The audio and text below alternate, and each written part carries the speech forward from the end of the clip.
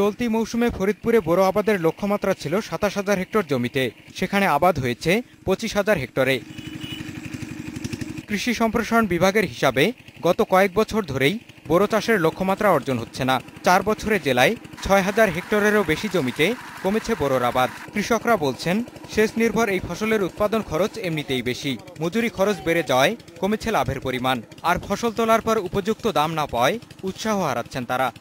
যে খরচ, তেলের দাম বেশি, ওষুধের দাম বেশি, সারের দাম বেশি, ইয়াতে আমাকে চলে না। আমরা কিভাবে দান করবো? আমরা দান ধুইয়া অন্য জিনিসে চাষ করবো, তাছাড়া করার কি আছে আমাদের? কষ্ট করে টাকা ব্যয় করে, ওজন খরচ করে বাজারে যে ধান নিয়ে যায়, সেই ধানের দাম পায় না। কৃষি কর্মকর্তারা বলছেন, লাভ কম হয় কৃষকরা ঝুঁকছেন অন্য ফসল চাষের দিকে। গমের আবাদ অনেক বেশি হয়েছে এবার এই অঞ্চলের মধ্যে। আমাদের গতবার ছিল ৬২,০০০ হেক্টর ছিল, এবার ৬৮,০০০, অর্থাৎ ৬,০০০ হেক্টর বেশি হয়েছে। অর্থাৎ গমের বোরোর থেকে আস্তে আস্তে তারা গমের দিকে ধাবিত হইতেছে। তবে কৃষি বিভাগ বলছে, ফলন বাড়াতে পারলে লাভ কিছুটা বাড়ানো যাবে কৃষকদের। তাই সে লক্ষ্যেই নানা পরামর্শ দিয়ে কৃষকদের সহায়তা করছেন তারা। মঞ্জুর মোর্শেদ, ইন্ডিপেন্ডেন্ট নিউজ।